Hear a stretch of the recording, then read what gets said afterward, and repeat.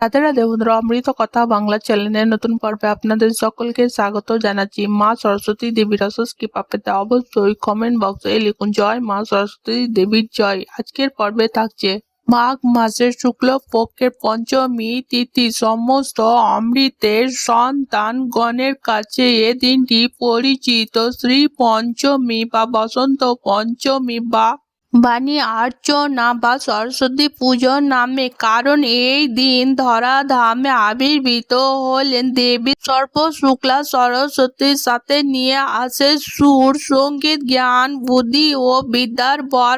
আর তাই আপামর আবাল বৃদ্ধ বনিতা এদিন মেতে ওঠে দেবী বাগদিনী সরস্বতী চরণ বন্দনায়। সকাল থেকে উপোস করে দেবীর পুষ্পাঞ্জলি প্রদান, প্রসাদ গ্রহণ, প্রতিমার দর্শন ইত্যাদি হয়ে ওঠে এদিনকার প্রধান কাজ। তবে সব কিছুর পাশাপাশি নতুন বিদ্যার্থীদের জন্য এদিন একটি বিশেষ দিন, কারণ এদিনে হাতে খড়ি দিয়ে বিদ্যা শিক্ষা করা শুভ সূচনা করে থাকেন তারা।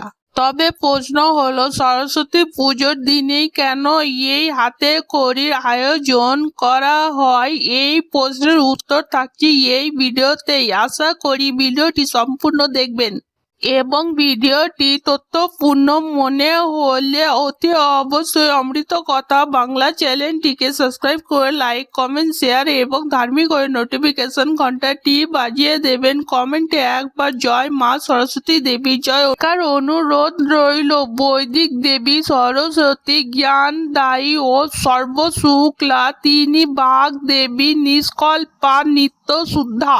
ইনি প্রশস্ত বুদ্ধিদায়িনী ও মোক্ষদায়িনী। তবে তিনি বৈদিক দেবী হলেও যুগ যুগ ধরে সনাতনী ধর্মাবলীরা জ্ঞান, বিদ্যা ও ললি সকলার দেবী হিসেবেও তাকে পুজো করে আসছেন পুরাণ মতে। তাই সরস্বতী পুজো কবে থেকে সনাতনী ধর্মাবলীদের কাছে সমাজে প্রচলিত হলো তার সঠিক কোনো ইতিহাস পাওয়া যায় না। একইভাবে সরস্বতী পুজোর দিন হাতে খড়ি দেওয়ার ইতিহাসও অনেকাংশই অস্পষ্ট। সরস্বতী পুজোর দিনে তার পুজো অর্চনা এবং পুষ্পাঞ্জলির প্রদানের পাশাপাশি কোমলমতি শিশুদের হাতে খড়ি দেওয়ার বিষয়টিও সমানভাবে গুরুত্ব পায় সনাতন ধর্মাবলীদের কাছে।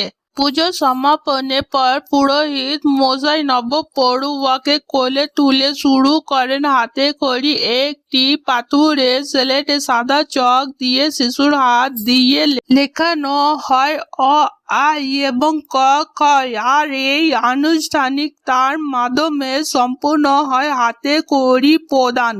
শুরু হয় একটি শিশুর বিদ্যারম্ভ। কিন্তু এই সরস্বতী পুজোর দিনেই কেন হাতে খড়ি দেওয়া হয়? আসলে আমাদের বেদাধীত শাস্ত্র বা পৌরাণিক শাস্ত্রের এই বিধান অনুপস্থিত। বস্তুত সরস্বতী পুজোর দিনে হাতে খড়ি অনুষ্ঠানটি একটি লৌকিক আচার। যেহেতু এই দিন এই ধরাধামে জ্ঞান, বুদ্ধি, বিদ্যা, সঙ্গীত ও কলার বর নিয়ে বেদ প্রসবিনী দেবী সরস্বতী অধিষ্ঠান করে, তাই এই দিন তার আশীর্বাদ নিয়ে শুরু হয় শিক্ষা জীবন নিয়ে শুভ সূচনা।